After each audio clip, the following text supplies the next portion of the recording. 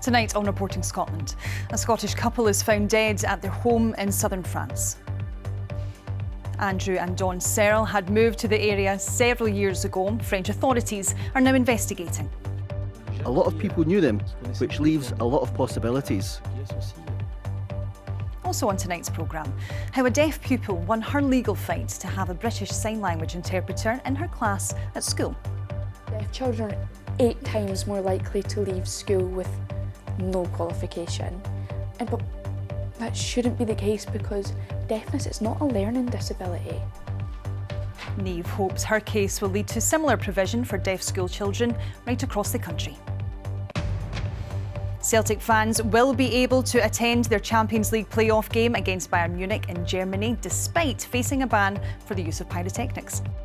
Coming up in the sport, Gregor Townsend names his team for Scotland's huge clash with tournament favourites Ireland in the Six Nations. Hello, I'm Sarah McMullen. Welcome to Friday's programme.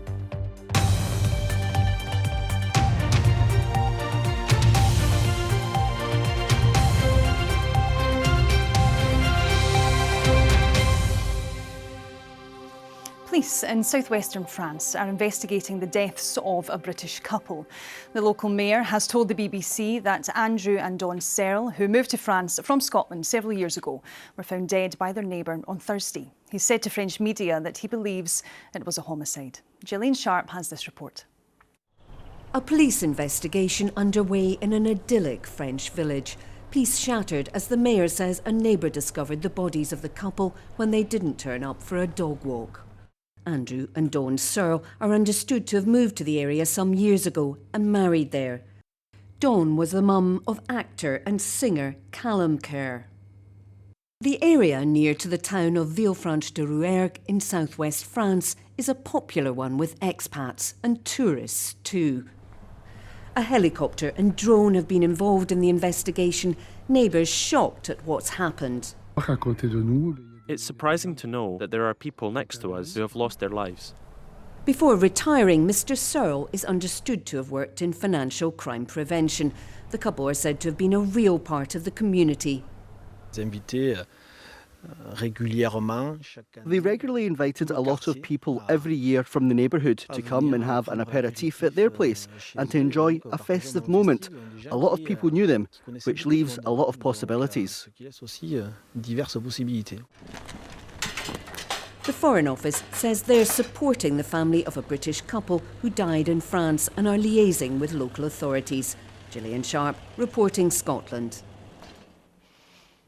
A deaf teenager has won a legal fight to have a British Sign Language interpreter in her class during lessons.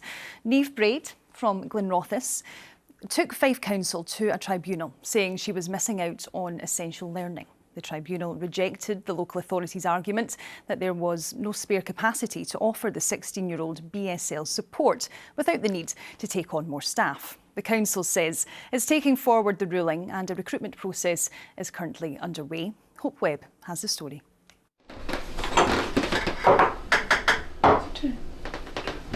At home, Niamh uses mostly British Sign Language to communicate. She was born deaf, but her family are all hearing, so English is her first language, but BSL is her language of choice.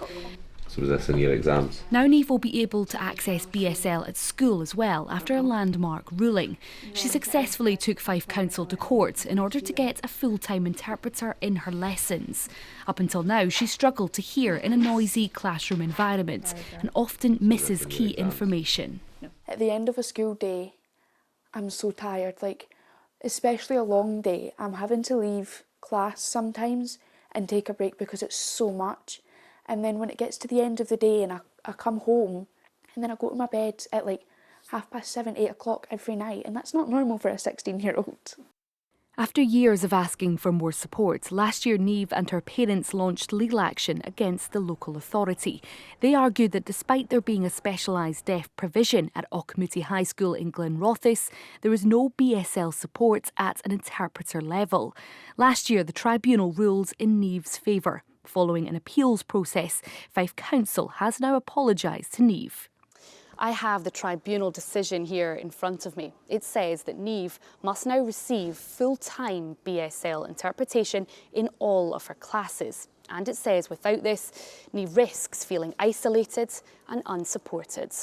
It's disgusting that we had to fight as hard as what we have and as hard as Niamh's had to fight. And in the end, we've got to where we have, but there's a lot of people out there who won't fight as hard or don't realise what they're entitled to. We asked Fife Council for a statement. It said, "We have been working very closely with Niamh and her family to meet her needs as identified by the tribunal. The local authority is now advertising the interpreter role." Deafness by its very nature means that children can just disappear into the back of the classroom, and that's why we hope every local authority in Scotland will look at this and put in place the support deaf children need, rather than those children and their parents having to go all the way to a tribunal to get what should be theirs as of right. For Niamh, the fight continues. She's passionate about fighting for the rights of all deaf children in Scotland. Deaf children are 8 times more likely to leave school with no qualification. But that shouldn't be the case, because deafness is not a learning disability. We are able to learn, we are able to achieve anything. That was Hope Webb there, talking to Niamh Braid, and the sign language translator was Gordon Hay. Now, Laura McGee joins us in the studio, and Laura, you're going to be speaking to Niamh tonight on News at 7. Yeah, Niamh will be joining us live on the programme, and we'll be finding out a little bit more about how this might spark change for those in a similar position to Niamh, as well as that research has found that more than a quarter of Scots are opting out of social situations because they don't want to have conversations about how they really feel. So we'll be speaking to a volunteer with See Me, which is Scotland's programme to tackle mental health and stigma and discrimination. And we will have our entertainment roundup as well. So BBC Scotland, BBC iPlayer at 7 o'clock. Sounds great, Laura. Lots to tune in for. Thank you very much. OK, time for some of the day's other news now. Teachers in Glasgow are to go on strike in protest at cuts to education services. Members of the Educational Institute of Scotland, the teaching union, will walk out on Thursday, the 20th of February, unless the ongoing programme of cuts is halted and reversed. Glasgow City Council decided to scrap 450 posts over a 3-year period as part of a savings drive. A man has died after a fire at a block of flats in Dunbar. Emergency services were called to the town's high street at 10 to 6 yesterday evening. A 37-year-old man died at the scene. Police and the Fire and Rescue Service are now investigating how the blaze was started. The much delayed and over budget Glensannox ferry is being taken out of service less than 2 months after its launch. Operator Calmac says it's coming off its Arran route later this month for what's been called planned essential maintenance. The vessel will be out of service from the 23rd of February until the 3rd of March. Another ferry, the MV Isle of Arran, is covering sailings during that time. And plans for a proposed 7% tourist tax in Aberdeen are to be considered by councillors next week. The visitor levy allows councils in Scotland to charge a fee or tax for overnight stays. A 5% levy was agreed by councillors in Edinburgh last month, and Glasgow has just begun a consultation on a similar 5% tax. The earliest date it could be introduced in Aberdeen would be April 2027. Now, the First Minister, John Swinney, has ruled out the legal reintroduction of lynx into Scotland. Campaigners have been working on plans to bring the medium-sized wildcats back to the landscape, but the illegal release of 4 animals last month prompted anger from farmers. Here's our environment correspondent, Kevin Keane. This was the first sighting of the lynx released illegally last month near Kingussie. Within a few days, all were recaptured, though 1 died. But it caused a major outcry among farmers. Many farmers struggle. At today's annual conference of NFU Scotland, the First Minister reassured those farmers that the legal reintroduction wouldn't be happening on his watch. We've got to balance the action we've got to take on climate, we've got to balance the action to ensure we've got an adequate supply for food production, we've got to make sure that we've got viable investments within our rural economy. And I don't see the reintroduction of the lynx being compatible with that balanced agenda. Conservationists have spent years carefully consulting on plans to bring back the once native lynx to the landscape. They condemned the illegal release last month, but cautioned the First Minister against a knee-jerk reaction. We're in the middle of a climate crisis, a nature crisis, and we know that lynx could help us with both of those things because of the things that they do when they're in the wild. So if he's serious about the climate crisis and he's serious about the nature crisis, I think he should be looking more kindly on a credible application to release lynx. Surviving in this landscape was always going to be difficult for the 4 lynxes that appeared to be domesticated. Farming leaders say John Swinney's announcement should now put the reintroduction issue to bed. We've seen farmers and crofters worried, going out in the morning to tend to their livestock, not knowing what they would find, would there be livestock being attacked or killed, and not only the physical loss of livestock, but the mental stress and pressures that bring with it. Conservationists insist there's enough prey from rabbits and deer to sustain a lynx population, but it's becoming a divisive issue in the countryside, with little prospect of reintroduction happening anytime soon. Kevin Keane reporting Scotland. Celtic fans will be allowed to attend their upcoming Champions League clash against Bayern Munich in Germany. Football's governing body, UEFA, decided to impose a fine rather than trigger a ban on away fans after a smoke bomb was thrown onto the pitch in the match against Aston Villa last month. With more detail now, here's Sheila McLaren. Celtic and many of their supporters feared the worst when the club was hit with a disciplinary charge for the lighting of fireworks and the throwing of objects onto the pitch during last week's Champions League clash at Villa Park. The club had already been handed a suspended one-match ban on selling tickets to away supporters because of a coordinated pyrotechnics display during their away match against Borussia Dortmund in October. And they were told by UEFA that if there was a repeat, fans faced being locked out of their next European away game. Celtic even went as far as warning supporters about the risks of making travel arrangements for that playoff second leg against Bayern Munich. But today they were handed a reprieve, with UEFA deciding to impose a €10,000 fine instead of a ban on fans. At the end of the day, you need the away fans for an atmosphere, and Celtic fans always take an atmosphere. So I think maybe UEFA had a look at it and thought, if you start banning Celtic fans, where do you stop? We can say it's damaging the club because UEFA are going to hit us with restrictions. Now, it's all to do with creating an atmosphere, creating colour, and the sort of global ultras culture in football. But yeah, it's dangerous. There's reasons you're not allowed to do it, so stop doing it. I mean, it happens at a lot of football parks around Europe now, and I don't think that banning teams is banning fans, is the answer. Celtic have reminded supporters that the original suspended sentence remains in place and any further incidents are likely to result in a ban in the future. Bayern come here to Celtic Park on Wednesday with the return leg in Germany 6 days later. Sheila McLaren reporting there. Now, Sir Chris Hoy says raising awareness about cancer since his terminal diagnosis has given him a new purpose after it led to his friend's prostate cancer being caught early. Scotland's greatest ever Olympian disclosed last year he'd been diagnosed with prostate cancer, with doctors giving him between 2 and 4 years to live. Sir Chris was talking about his experience with the team at BBC Breakfast this morning. Well, a friend of mine would never have got a PSA test. He's in his mid-50s, no symptoms, no previous issues at all. Off the back of my diagnosis, went to his doctor said, you don't really need one, or, there's no symptoms, come back when you've got any problems. And he kind of pushed the issue and had a test, and he has prostate cancer. He's been treated, and he caught it early, so he's doing really well. But if it had been left, for another few years, who knows what might have happened. So it helps me make sense of my situation when you realise that actually it's not in vain, that you can have an impact. Time for tonight's main news again. A Scottish couple is found dead at their home in southern France. Andrew and Dawn Searle had moved to the area several years ago. French authorities are now investigating.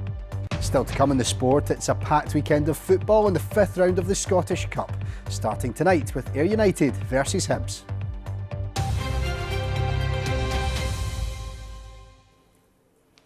A community community in Murray have come up with an unusual method to help keep coastal erosion at bay. Local volunteers, joined by personnel from RAF Lossiemouth, have been using old Christmas trees to build up sand dunes on the beach and help protect it for future generations. Ailey Davies paid them a visit as they got that initiative underway. In this small Murray coastal town, there's one of the most beautiful beaches in the area, but parts of it are being eroded by the sea. Now, local volunteers from the Community Council and RAF Lossiemouth are stepping up to give the dunes a bit of help and protection. It's a pilot project that's been led by Lossiemouth Community Council to see if we can help the dunes regenerate themselves, give nature a bit of a helping hand, because you know, the fact is, over the last couple of years, the dunes here on East Beach have reduced significantly. As far as the RAF involvement goes, we couldn't do what we do at RAF Lossiemouth without the help of the local community, and we feel part of it. So this is just a good thing to do and come down and give them a hand. You could be forgiven for thinking it's Christmas time, but these Christmas trees are going to be put to very good use to protect the very environment I'm standing on. People seem to be really keen at a way of getting rid of their Christmas tree and it being used in a positive way to protect the environment. It's a relatively inexpensive way of protecting our communities, and we've been really good. We've had a digger driver and a digger donated, and that's amazing. We've got great support from the RAF volunteers. I don't think we'd be able to do it without them just now, to be honest. But what do local onlookers today think of the project? Well, I hope it works, because they've done it elsewhere in the country, and we'll just see how it goes. But you know yourself, Mother Nature, you never know. We donated our big 7-foot Christmas tree to them, so it'll be over there somewhere. It's such a fantastic idea. I've never heard of anything like that happening before. Anything they do for the beaches and anything to protect the environment, fantastic. As the project marches on with the help of a volunteer force, it's hoped that it will be enough to prevent the sea from further damaging this fragile coastline, and that there will be even more Christmas tree burying in years to come. Ailey Davies reporting Scotland, Lossiemouth. OK, let's get to next sport news now, and Lewis Irons is with us. Lewis, a busy weekend coming up for you? A busy weekend indeed, Sarah. I don't know what I'm looking forward to more, the action-packed Scottish Cup or the rugby. It's going to be very good. Here's hoping. Thanks, Sarah. Hello there. Yes, the Scottish Cup 5th round kicks off tonight at Somerset Park, where Championship leaders Ayr United take on a resurgent Hibernian side looking to become the first name in the quarter-final draw. Jonathan Sutherland is there for us. Well, this is the tie of the round. Perfect conditions here at the always atmospheric Somerset Park as well. And it would be a major upset, although not an altogether huge surprise if Ayr United were to beat Hibernian this evening. Ayr United are top of the championship. Hibs have struggled at times this season, but are suddenly hitting a rich vein of form that sees them sit 5th in the Premiership. Added spice to this match as well, the former Hibs player Scott Brown, the manager of Ayr United. And he's a manager now with a little bit of experience. It was round about this time last year we went to Ibrox, and we're only two weeks in the job, so that was definitely something different compared to what we've been used to. But then obviously having Hibs come in to our home stadium here, which is going to be great for the fans and the locals, but then see how far we have came competing wise, but also quality on the ball. Well, like Scott Brown, the Hibs head coach David Gray is an Easter Road icon. He was the club captain who scored the winner in the 2016 Scottish Cup final as Hibs ended that 114-year wait to lift the trophy. However, tonight he's wary of being on the wrong side of any Scottish Cup magic. The aim's to get into the next round of the Cup. That's the challenge to the players. We need to make sure the players are really ready for it. It's going to be a difficult game. You need to guard against the magic of the Cup and what that looks like. All the expectations are going to be on us to go and win.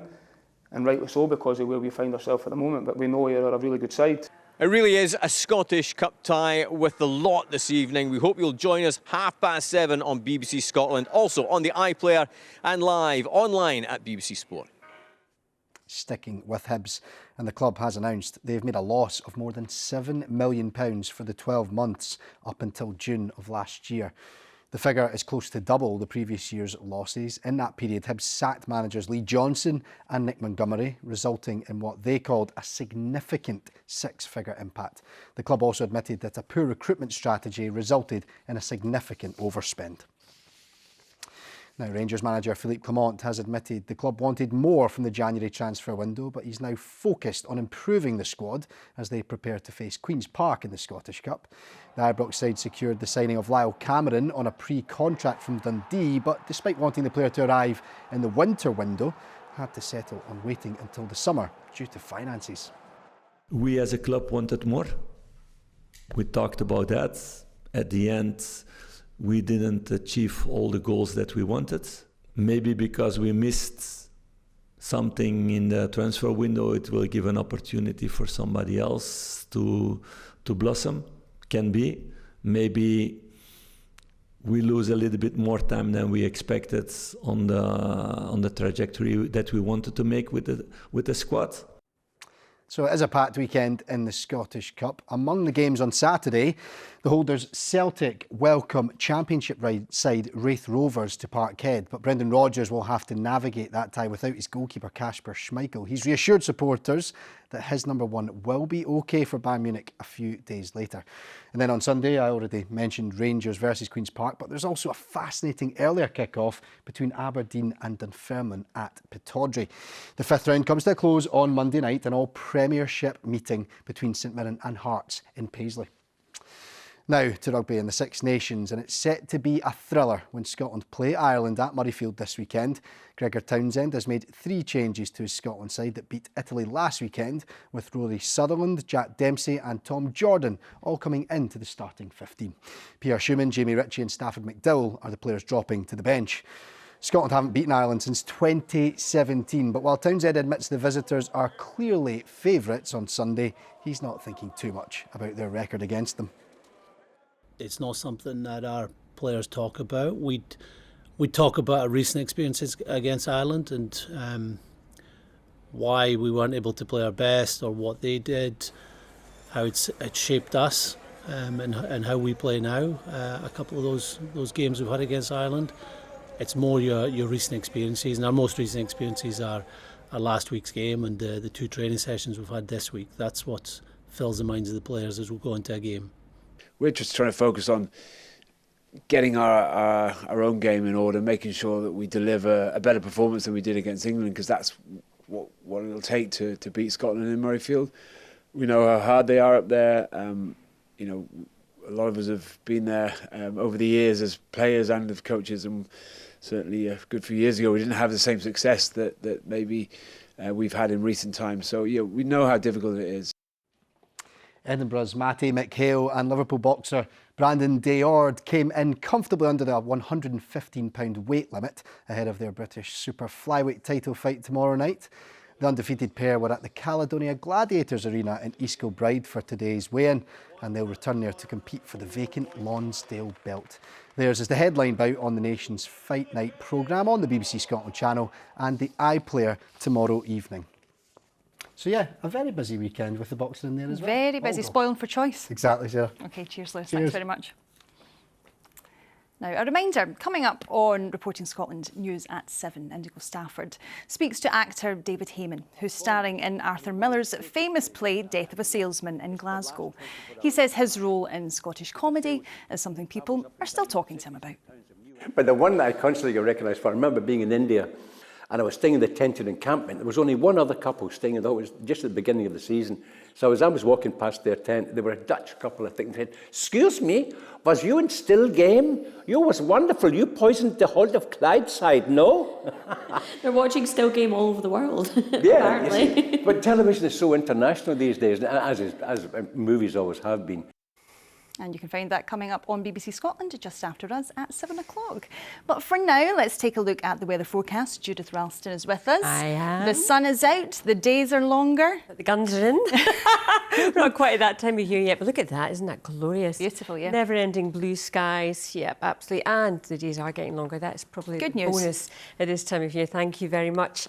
A very good evening to you. A glorious picture there taken at the end of the day up in the Highlands. Thank you, Dr. Bob, for that picture. Now, let's take a look at what's happening over the weekend. If you like dry weather, then it's a good one for you because we have high pressure anchored over Russia.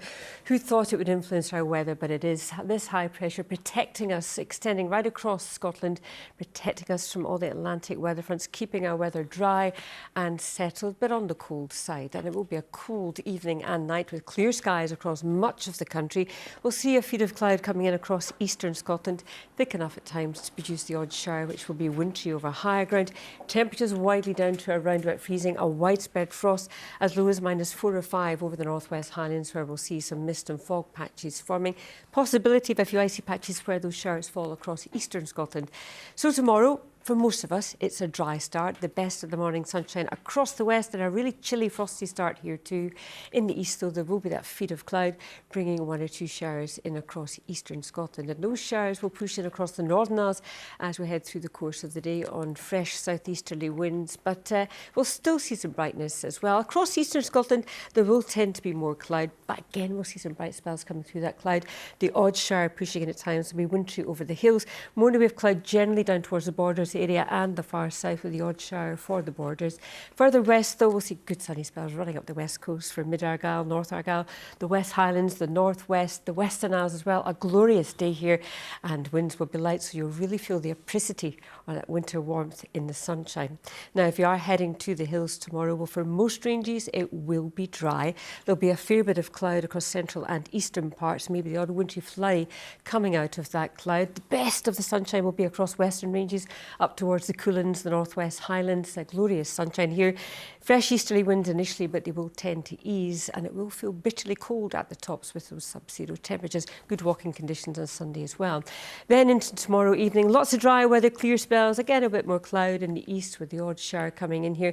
Generally turning clearer right across northern Scotland into the Northern Isles as well. And there'll be light winds, another widespread frost forming. That leads us into a chilly start to Sunday, but a gorgeous start to the day for much of Scotland. Just that bit more cloud across the south coming in from the North Sea, maybe the odd shower embedded with it, but really for all intents and purposes a dry day and highs around about 7 Celsius. That's your forecast. Bringing the sunshine, Judith. Absolutely. Thank you very much. Appreciate it. OK, let's take a look at tonight's main news again. Police in southwestern France are investigating the deaths of a British couple. The local mayor has told the BBC that Andrew and Dawn Searle, who moved to France from Scotland several years ago, were found dead by their neighbour on Thursday. A deaf teenager has won a legal fight to have a British Sign Language interpreter in her class during lessons. Niamh Braid from Glenrothes took Fife Council to a tribunal, saying she was missing out on essential learning. And Celtic fans will be able to attend their Champions League playoff game against Bayern Munich in Germany. That's despite facing a ban for the use of pyrotechnics. OK, that's all from us here this evening. Anne McAlpine will be here with your late news at around 10:30 tonight. But from myself and the team, goodbye.